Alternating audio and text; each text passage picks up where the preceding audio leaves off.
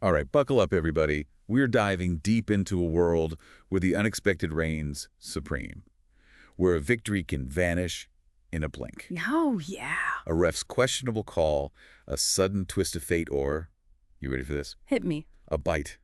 We're talking about boxing. The sweet science, but not the kind you see in highlight reels.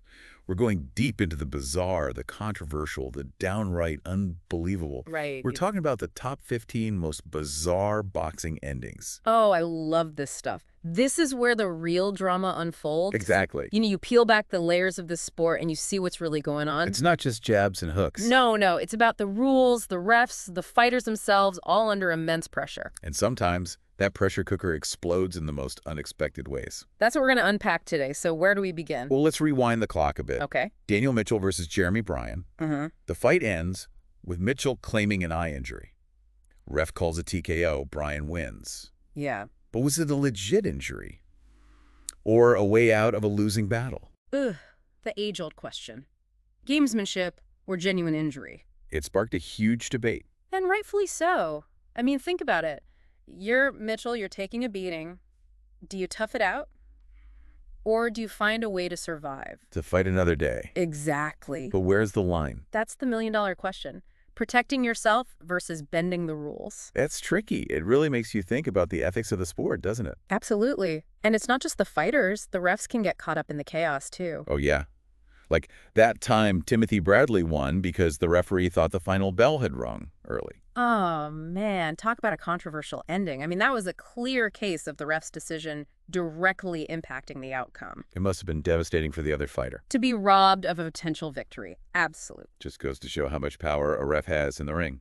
They are the ultimate authority, the enforcers of the rules. But they're human. They make mistakes. And in this case, it cost a fighter a win. It makes you think about the whole system, the rules, the enforcement, the human element. It's a complex ecosystem. It really is. And speaking of rules, what about that fight where Guillermo Rigondeaux landed a punch after the bell? Oh, yeah, that one ended in a no contest. Which basically means... The fight never happened, a do-over. Right. But what exactly constitutes after the bell? Is it a millisecond too late? Intentional foul. It can be hard to say, even with replays. Boxing is so fast-paced. It's a blur of fists and footwork. It is, and those split-second decisions can have major consequences. Speaking of consequences, remember when Bernard Hopkins was literally pushed out of the ring? By the referee. By the referee. Oh, man, that was wild. Another no contest, of course. It's like the ref got caught up in the action. And it highlighted a crucial point. How much influence should a referee have on a fight? Yeah, where's the line between maintaining control and actually influencing the outcome? It's a debate that still rages on. Then there are those fights where the control goes out the window completely.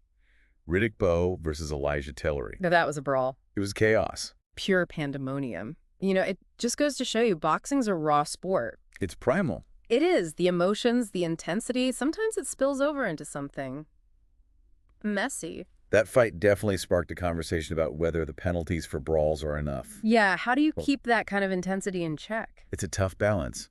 And sometimes, it's not just a brawl. It's something truly shocking.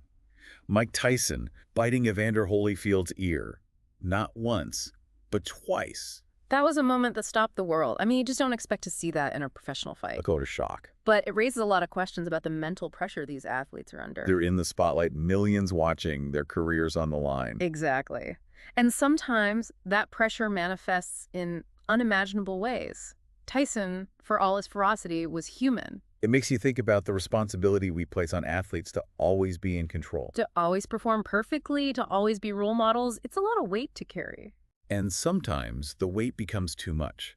Like that heartbreaking moment when Oliver McCall had a mental breakdown during his rematch with Lennox Lewis. Oh, man, that was tough to watch. It was clear he wasn't in a good place mentally. The ref had to stop the fight. And it really forced everyone to take a hard look at the mental health of these fighters.